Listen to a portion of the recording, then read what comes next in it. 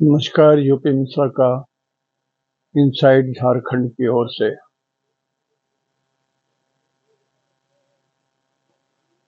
आज भी मैं गुरु के बारे में ही बोल रहा हूँ। देखिए, 1 मई 20 हो गया, 20 तारीख, 20 अप्रैल है। 1 मई को लगभग 1 बजे दिन में गुरु मूव कर रहे हैं और बहुत बड़े ग्रह हैं। जनरली ऐसा देखा गया है कि गुरु जब भी मूव करते हैं तब कुछ झटका जरूर लगता है।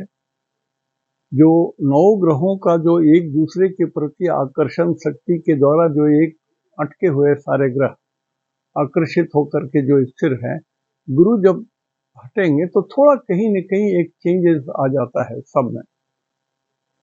तो पुल और स्टे, मूवमेंट, स्पीड, सारे चीजों में मिला जुला करके नवग्रह मंडल के अंदर में थोड़ा चेंज जरूर आता है।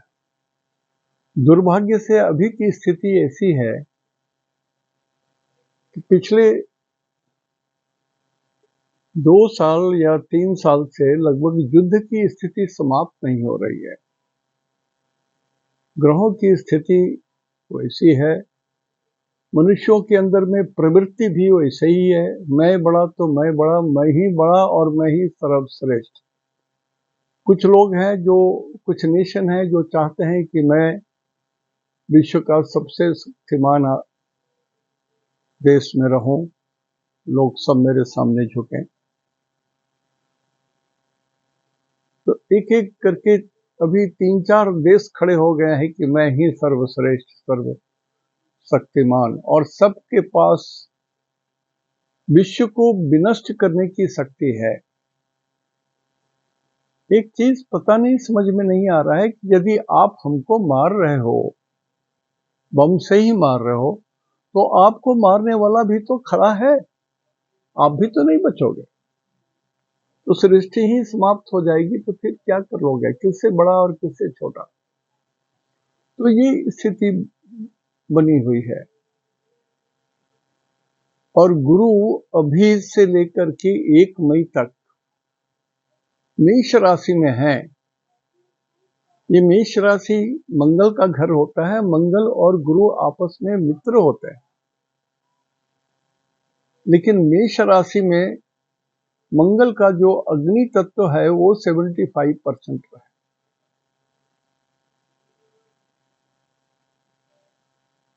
तो 75% अग्नि तत्व अभी चल रहा है। वृषभ राशि में जाएंगे तो थोड़ा सा झटका तो लगेगा, हो सकता है, होपफुली आई एम गेसिंग, कि कुछ अच्छी बात भी हो जाए। जैसे मैं पिछली बार भी कहा था कि चैत्र महीना अशुभ है। चैत्र महीना अशुभ है। जो नॉर्थ इंडिया में जो चैत्र महीना है, जो सोलर सिस्टम पर है वो नहीं, जो लूनर सिस्टम से जो चैत्र महीना है और जो अभी खत्म होने जा रहा है, 23-24 को खत्म हो जाएगा मेरे ख्याल से।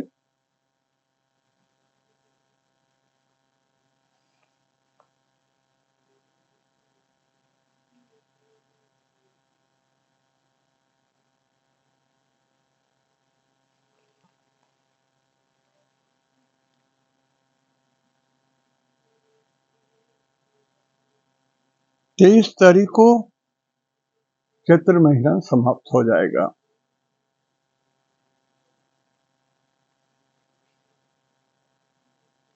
और 23 तारीख का दिन itself is a very bad day. इस पूरे चैत महीना में 5 दिन बड़े दुर्दांत और बड़े खराब थे। ईश्वर की कृपा है, जितने लोग अतताई हैं, जो लोग ईश्वर को नहीं मानते हैं,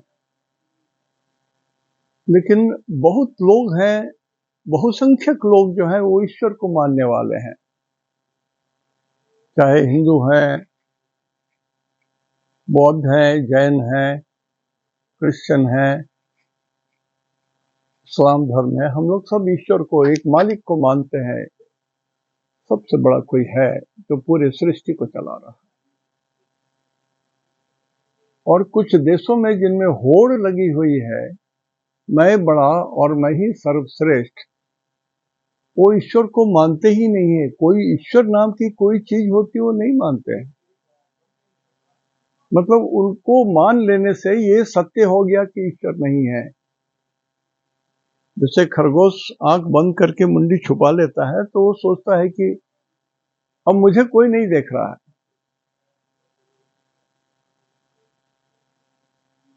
तो ईश्वर सर्वशक्तिमान है। कल रात में ऐसे नींद नहीं आ रही थी तो देख रहा था चैनल आज तक।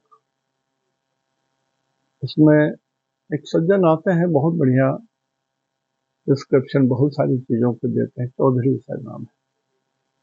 उन्होंने कहा चलते चलते कि होता तो वही है जो भगवान देते हैं,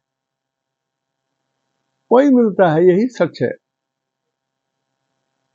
और जो भगवान नहीं देते हैं, यदि आप खींच खाच कर अपने पास ले आना भी चाहते हैं तो आप तक पहुंचते पहुंचते फिर वो लौट जाता है।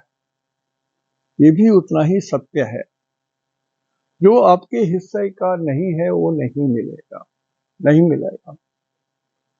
तो यदि ये बात रहे ईश्वर नहीं है, यदि ये मान के चलें तब तो अनाचारी हो जाएंगे लोग। ईश्वर है ही नहीं, मैं जितना भी खून कर लूंगा क्या हो, मैं कितना भी पाप कर लूंगा कौन गिनती करता है। संस्कार नाम की कोई चीज नहीं होती है।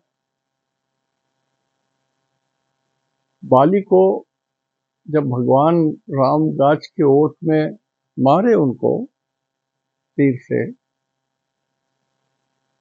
तो बाली ने कहा कि भगवान आप तो जग तारने के लिए अवतरित हुए हो और मारहु मोहि व्याध की नाई, गाछ में छुप करके आपने हमको मारा। एक रहस्य था इसमें कि बाली के सामने कोई भी आदमी युद्ध करने आ जाए तो जिस व्यक्ति से बाली युद्ध कर रहा है उसका आधा बल उसको स्वतः प्राप्त हो जाता है, ऐसा वरदान उसको मिला था। तो सन्मुख लड़ाई में कोई उससे नहीं जीत सकता था लगभग। इसलिए भगवान राम को भी बिटप ओट देख ही रघुराई। तो युद्ध कर रहे थे दोनों भाई, बलि और सुग्रीव। तो आखिर में उनको मारना पड़ा। तो उन्होंने पूछा मैंने क्या अपराध किया भगवान, तो सुग्रीव आपका प्यारा और मैं बाली आपका शत्रु हो गया कैसे? हमने तो कोई अपराध नहीं किया आपका, हम लोग का तो भाइयों का अपना आपस में तकरार है। मैंने आपका कोई तो कुछ बिगाड़ा नहीं, आप हमारे शत्रु क्यों हो गए, क्यों मार दिए हमको?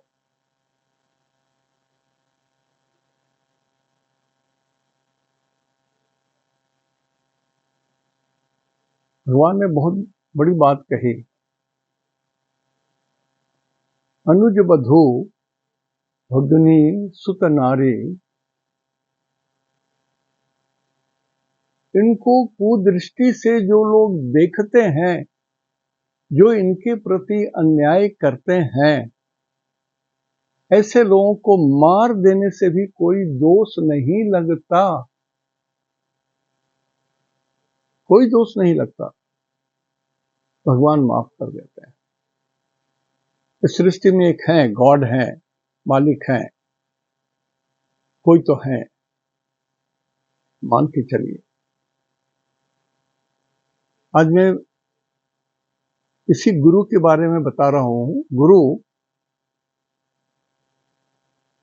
मेष राशि वालों के लिए गुरु कैसे रहेंगे? देखिए ये तो आप सुनते होंगे, करीब करीब सभी एस्ट्रोलॉजर जो यूट्यूब मेंटेन करते हैं सभी लोग इस पर बोल चुके हैं और आप सुनेंगे भी, अभी और सुनेंगे।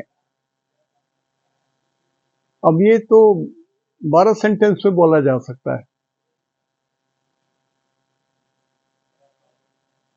कि लग्न गुरु और चंद्रमा एक साथ मेष राशि में हो तो भय होगा, भयकृत हानि होगी, धर्म की हानि होगी, शरीर की हानि होगी, वगैरह वगैरह बहुत कुछ बोला जा सकता है।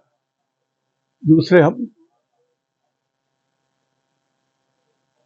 मतलब यदि मेष राशि में जिनका जन्म है तो गुरु दूसरे घर में होंगे तो उनको धन मिलेगा। जो मेष राशि वाले हैं उनको धन मिलेगा। जो वृषभ राशि वाले हैं गुरु उनको कष्ट देंगे, भय देंगे। तीसरे मिथुन राशि वाले जो लोग हैं उनके लिए गुरु अशुभ है। एक सेंटेंस में सारी बात मैं बोल रहा हूं, ऐसा समझा जा सकता है। कर्क राशि वालों के लिए गुरु शुभ है। वृषभ राशि में जब जाएंगे गुरु एक मई से। सिंह राशि वालों के लिए गुरु अशुभ होंगे।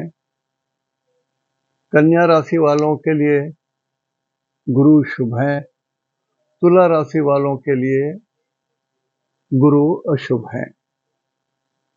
अब ये बताइए, इज इट ये फल कथन है क्या? व्हाट इज दिस इज मैंने अब मैं कोई शब्द नहीं बोल सकता हूं, कुछ लोगों को नाक बार लग जाएगा, बुरा लग जाएगा। हम लोग देखते हैं ना, इसी हिसाब से देखते हैं कि सूरज बदल गए, खरमास खत्म हो गया, दिन शुभ हो गया, तो मेष राशि वालों के लिए क्या होगा, वृषभ राशि वालों के लिए क्या होगा। ये तो अंधेरे में ढेला फेंकने के बराबर। लेकिन ये ज्ञान की बात है। ये ग्रह है, एक ग्रह है जो सबसे बड़ा है, सबसे भारी है, और इनके चलने से बहुत बड़ा बड़ा प्रभाव पड़ने वाला है। जैसे मैं एग्जांपल के लिए एक समझा रहा हूं आपको। वृषभ राशि में गुरु 1 मई को जाएंगे और चंद्रमा भी वृषभ राशि में ही रहेंगे। जो वृषभ राशि वाले लोग हैं उनके साथ गुरु आ जाएंगे 1 मई को 1 बजे लगभग। तो वृषभ राशि वालों के कुंडली में चंद्रमा और गुरु एक साथ होंगे।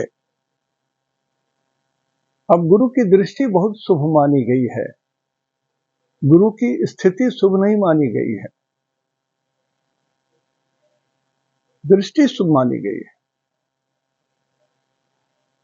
उसी तरह से शनि की दृष्टि शुभ नहीं मानी गई है। स्थिति कभी कभी शुभ कर देती है। जैसे यदि किसी का शनि अष्टम भाव में हो तो यदि अल्पायु योग बना है तो दीर्घायु हो जाएगा, मध्यायु हो जाएगा। मध्यायु योग बना हुआ है और शनि अष्टम में है तो दीर्घायु हो जाएगा।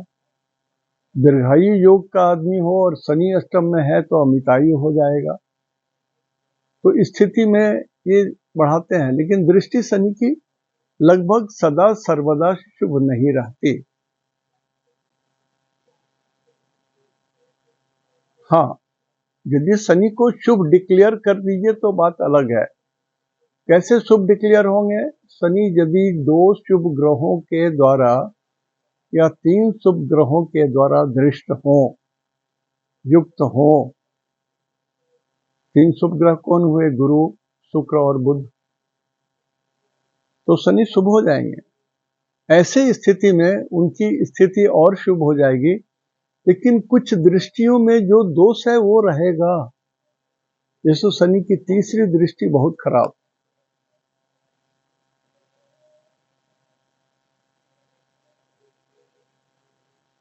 तो वो रिजल्ट तो वो भी मिलेगा। तो लेट मी स्टार्ट। वृषभ राशि वालों से शुरू कर रहा हूं कि गुरु तो वृषभ राशि को ही आ रहे हैं। कब? 1/5/2024 को गुरु वृषभ राशि में आ जा रहे हैं।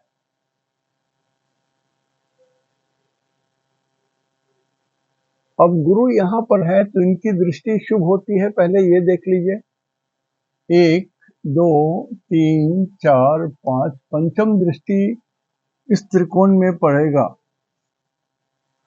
तो मैं पहले बता चुका हूं कि पांचवी जब स्थिति होती है तो सुख मिलता है।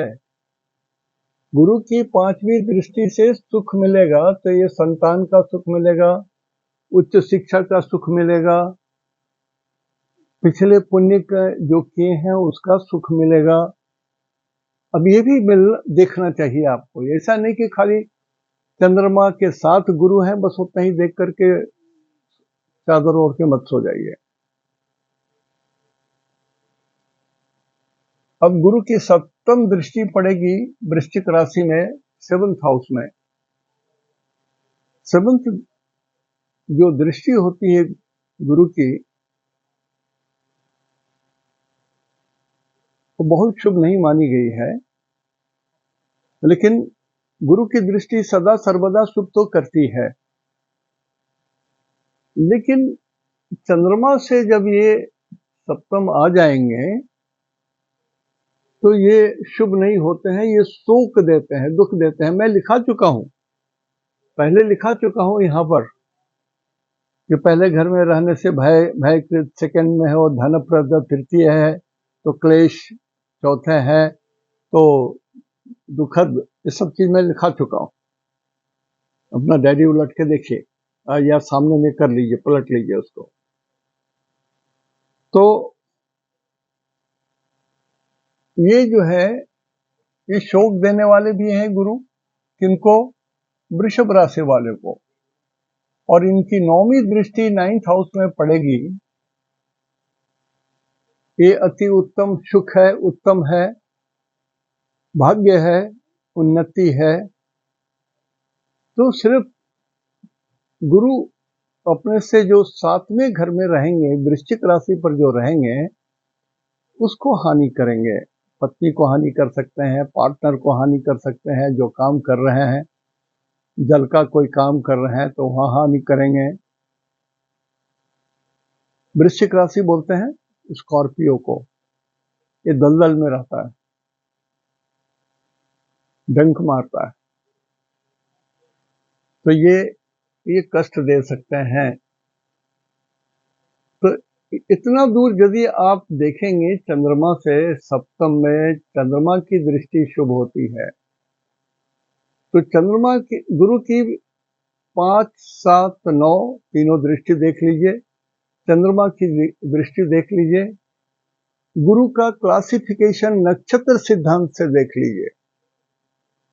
आपके नक्षत्र से गुरु जिस नक्षत्र में है, कृतिका में जाएंगे, वो कितना शुभ है आपके लिए, राइट? तो ये 6 पॉइंट देखिए कम से कम, देन यू विल नो कि वृषभ राशि वालों के लिए वृषभ का गुरु कैसा रहेगा। और कारण कि 1 साल रहेंगे और 9 अक्टूबर को ये बकरी हो जा रहे हैं, उल्टे चलेंगे। ये चलते जा रहे हैं, चलते जा रहे हैं, रुक जाएंगे, थम जाएंगे 7 8 दिन, उसके बाद फिर पीछे चलने लगेंगे,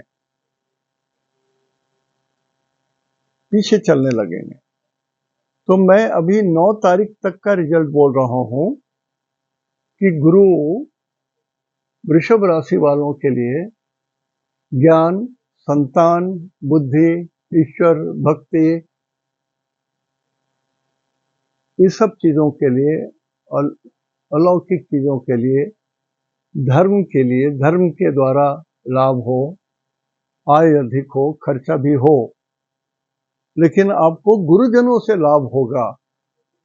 जो गुरु के तलाश में है, आपको गुरु मिल सकता है, लेकिन गुरु में देखिए ढकोसला ज्यादा होता है, गुरु कम होते हैं।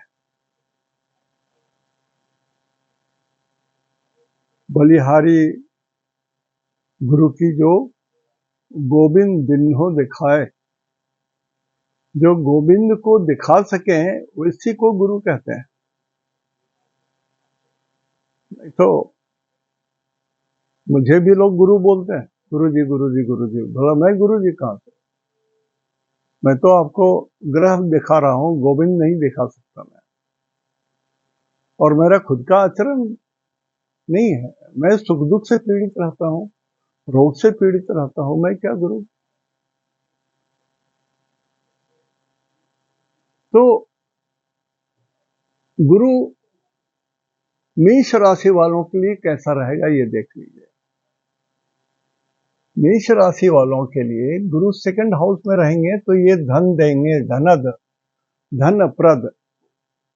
अब जरा पुराना हम जो लिखाए उसमें देख लीजिए कि चंद्रमा से गुरु यदि सेकंड में जाएंगे तो क्या रिजल्ट मिलते हैं। तो यही तो, चंद्रमा से सेकंड में होंगे तो क्या रिजल्ट मिलेगा, गोचर यही है।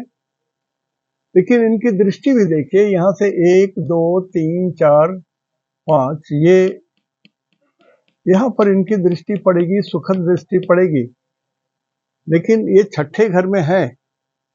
छठे घर में, छठा घर जो है वो शोक का घर है। बैड न्यूज, शोक, कुछ डिमाइस हो, कुछ बड़ी बात हो जाए, कोई रोगी हो जाए, झंझट पड़ा हुआ है। तो गुरु की जो दृष्टि यहाँ पड़ेगी, और गुरु यदि आपके लिए शुभ नक्षत्र में नहीं है, यदि ये बध तारा में है, विपत तारा में है, प्रत्यारी तारा में है, जन्म तारा में है, तो ये पंचम दृष्टि नुकसान कर रहा है आपको। गुरु की सप्तम दृष्टि पड़ेगी 8th हाउस में। अष्टम भाव में जब गुरु की दृष्टि पड़ती है तो अष्टम भाव मृत्यु का घर है, मोक्ष का घर है, ज्ञान का घर है, गुप्त ज्ञान का घर है। देखिए कारक बहुत सीखे, जो लोग जो सीखना चाह रहे हैं उनको एक किताब का नाम बता रहा हूँ। देखिए यदि ऊपर में है तो मैं बता देता हूँ।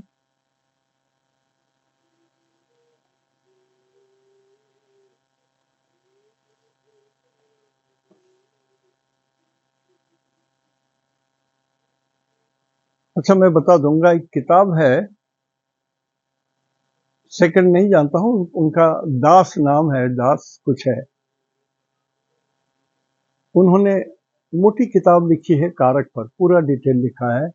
और बहुत सारा जो लिखे हैं उससे मैं सहमत भी नहीं हूँ, लेकिन 80% to 90% एक्सेप्ट करने की चीज है। तो कारक के बारे में जानना जरूरी है, नहीं तो पूरी चीज हम लोग गुरु के बारे में या किसी ग्रह के बारे में नहीं जान सकेंगे। तो गुरु की जो यहाँ पर सप्तम दृष्टि इस घर में पड़ रही है तो ये अशुभ है। मृत्यु दे या ना दे, रोग तो जरूर देंगे। अब यहाँ पर आप देख लीजिए, फिर तो ये 8 पड़ेगा। गुरु की यहाँ पर 8 है, और गुरु भारी है। गुरु को साउंड बोलते हैं, गुरु को कान बोलते हैं, गुरु को लिवर बोलते हैं, बहुत सारी चीजों का है। लेकिन यहाँ पर अष्टम भाव में कभी कभी हमने देखा है, वृश्चिक रहने पर ही या धनु राशि रहने पर भी हमने देखा है कि पाइल्स भी हो जाता है। तो और इनकी जो गुरु की नौवीं दृष्टि जो है 1 2 3 4 5 6 7 8 9 यहाँ पड़ेगी, 8 9 10 10th हाउस में पड़ेगी। तो गुरु का दसम स्थिति चंद्रमा से शुभ नहीं माना गया है। दैन्य माने नौकरी कर रहे हैं तो छूट जाए, आपके पास बहुत करोड़ों की संपत्ति है तो आप भिखारी हो जाए, बहुत रईसी कर लिया, अचानक देखा कि धन घटते घटते रोड पर खड़ा हो गए, इससे कर्जा लिया, उससे कर्जा लिया, उससे कर्जा लिया, आपकी हालत ऐसी हो गई कि आपको देख करके लोग भागने लगेंगे, अरे भाई छुप जाओ नहीं तो पैसा देखेगा तो पैसा मांगेगा। ऐसी दयनीय स्थिति हो जा सकती है आपकी।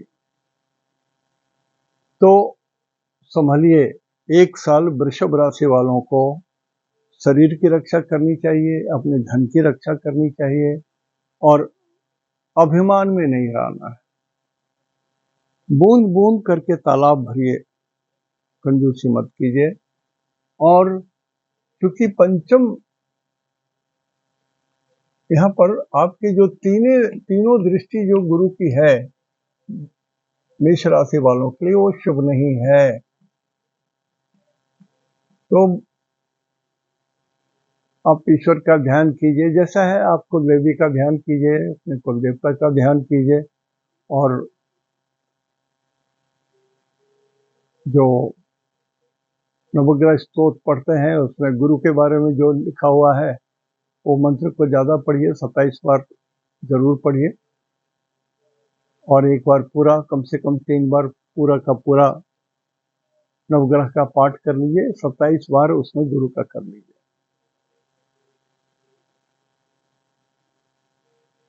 मिथुन राशि वालों के लिए गुरु द्वादश भाव में पड़ेंगे। गुरु जो है वृषभ राशि में है तो ये द्वादश भाव में पड़ेंगे। तो यहां से इनकी दृष्टि भी देखिए, 1 2 3 4 5, चौथे घर चंद्रमा से चौथा शुभ नहीं माना गया है।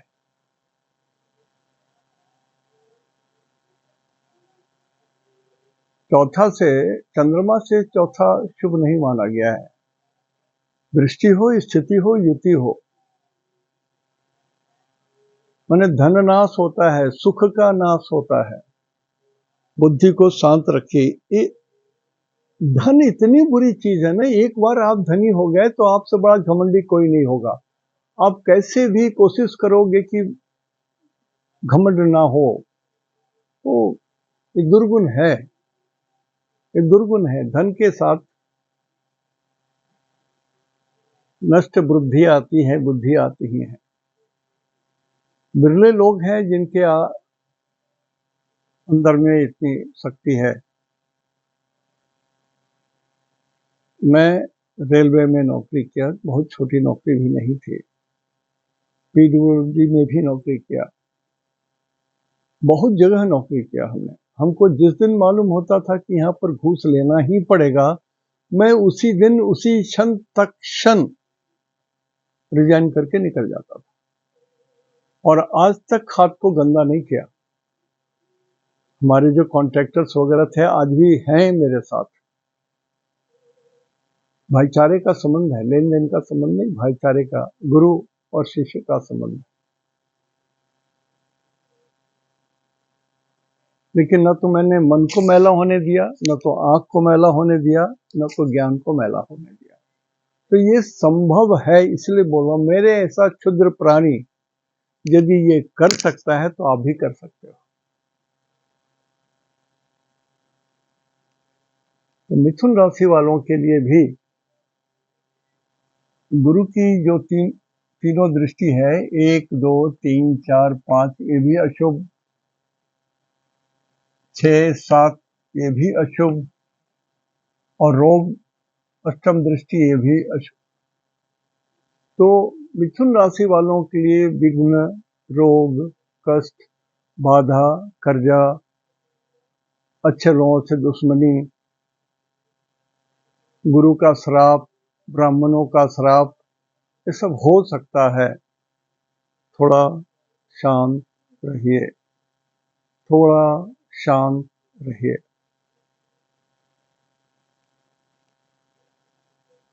अब चंद्रमा की जो दृष्टि है ये तो ठीक है।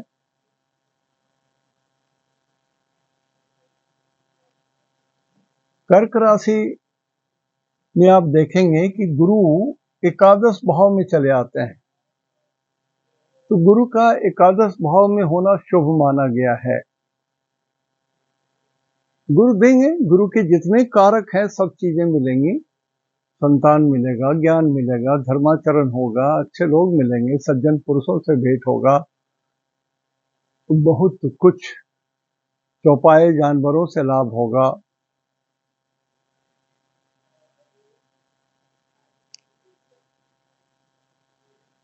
काफी अच्छा है ये। और यहां से गुरु की 1, 2, 3, 4 पंचम दृष्टि पड़ेगी थर्ड हाउस में, तो पर्सनैलिटी के कारण मन में क्लेश आएगा, दुख आएगा, चिंता होगा, झगड़ा होगा, भय होगा। तो आप खुद उपजाएंगे अपने हाथ से, अपने बाहों से, अपने कर्मों के कारण, क्रियमान कर्म जो है उसके कारण।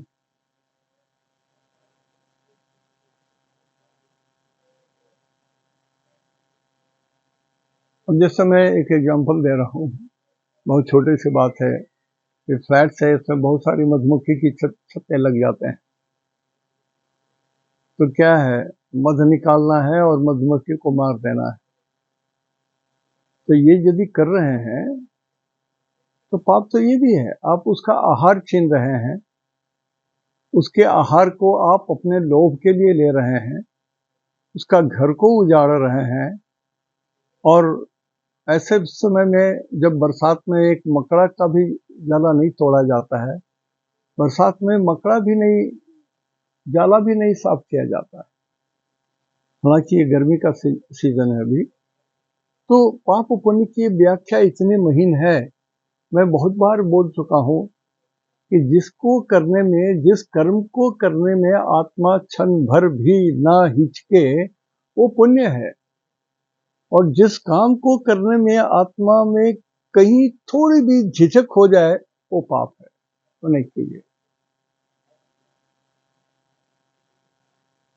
तो कर्क राशि वालों के लिए पंचम, 5, 6, 7 में बाल बच्चे, सुख शांति, ज्ञान, धर्म, कर्म, बच्चों से सुख आनंद, ये सब है।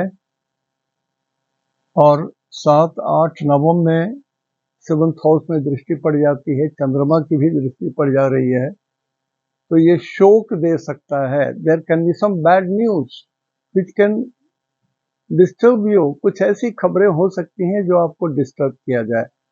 शोक शब्द है, ये शब्द चाहे चिट्ठी के जरिए आए, फलना बीमार हो गए हैं चलिए आइए जल्दी, या आजकल तो फोन है,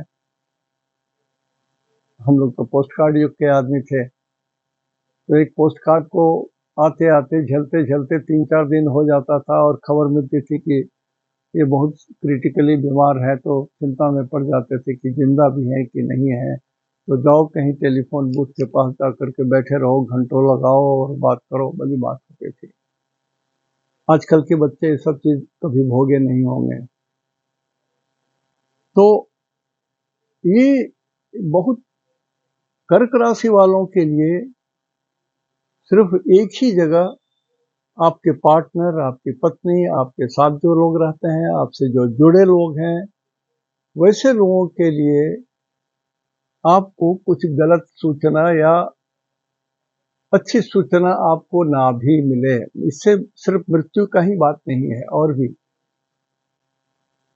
ठीक है, तो कर्क राशि वालों के लिए ये बात है। सिंह राशि में गुरु 10th हाउस में होते हैं। 10th हाउस में गुरु स्थान हानि करो गुरु, ये रूल तो सब समय मान के चलिए। 10th हाउस में गुरु है तो नौकरी छूटेगी, जॉब सेटिस्फेक्शन नहीं होगा, बहुत से लड़ाई हो सकती है, डिफरेंस ऑफ ओपिनियन हो सकता है, आपके शब्द अच्छे नहीं निकल सकते हैं, बाताबाती हो सकता है, झंझट हो सकता है, आपकी नौकरी चली जा सकती है, आप बड़ा दीनहीन हो जाइएगा, लाचार स्थिति में आप आ जाइएगा, लाचार स्थिति में आपकी स्थिति होगी। तो बार बार जो बोलता हूं, शांत रहिए, शांत रहिए, अपने परिवार को देख करके अपना तेवर बदलिए। आप ये मूर्ख आदमी है, हमारा बॉस कुछ नहीं जानता, how can he teach me and how can he abuse me, he is a bloody idiot, हमसे जो जूनियर है उसको फेवर कर देता है, हमको नहीं कर रहा है। कुछ नहीं सर, जो आपको मिलना है वो भगवान दे रहे हैं। जिस आदमी को भगवान जन्म देते हैं गरीब के घर में या अमीर के घर में, भगवान उसके रास्ते का पूरा खाना खर्चा, आप ट्रेवल करते हो तो लेके जाते हो कि नहीं? डब्बा में आपको खाना रेल में सप्लाई होने के बाद भी आप तो कुछ तो लेके जाते हो। तो भगवान भी भेजते हैं किसी को, धरती पर जो आता है उसको खाना, खुराकी, कपड़ा लत्ता, पढ़ने से सारा चीज भगवान दे के भेजते हैं। हम लोग नालायक हैं जो इस चीज को समझ नहीं पाते हैं। मेरी गड़बड़ी है, ईश्वर की कोई गड़बड़ी नहीं है। और बेवकूफी ऐसी कि भगवान धन दे तो स्वागत है, मकान दे तो स्वागत है, इज्जत दे तो स्वागत है, सब कुछ भगवान दे तो स्वागत है। लेकिन कोई संतान दे दिए, यदि 4 संतान है तो 5वां आ गया तो अरे बाप रे बाप, कैसे चलेगा। 4 बच्चे तो नहीं संभल रहे हैं, 5वां कहाँ, और तो गर्भ को नष्ट कर दीजिएगा। तो आप समझ लीजिए कि कम से कम मिनिमम 7 नहीं तो 12 जन्म तक आप पुत्र रहोगे, आपको संतान नहीं होगी और आप भोगते रहोगे। हत्या का जो सजा मिलता है वो सजा आपको भी मिलेगी। जो आप करते हैं वही पाते हैं सर, ये सत्य है, सत्य है, सत्य है।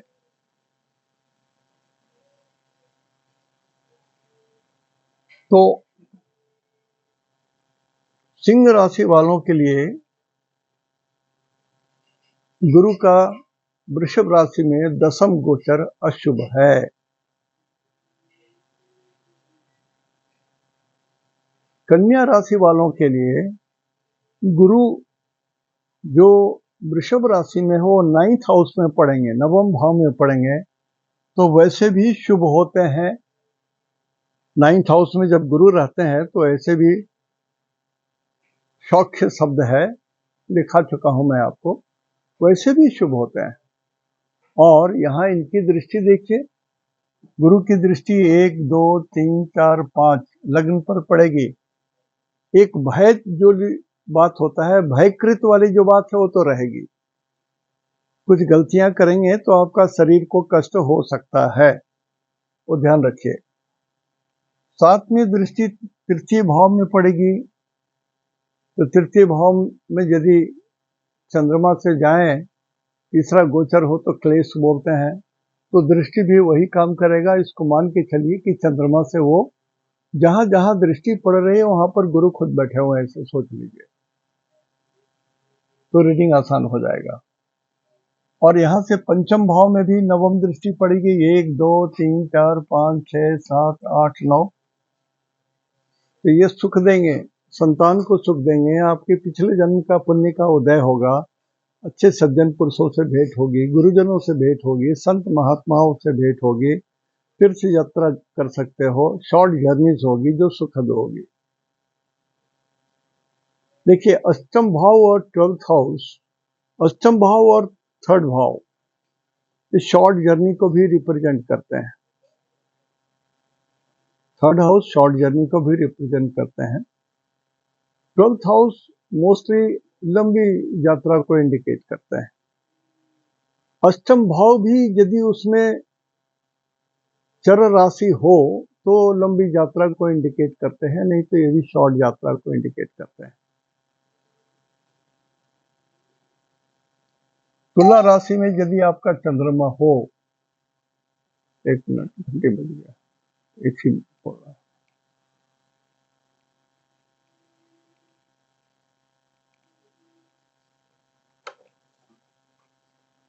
आइए,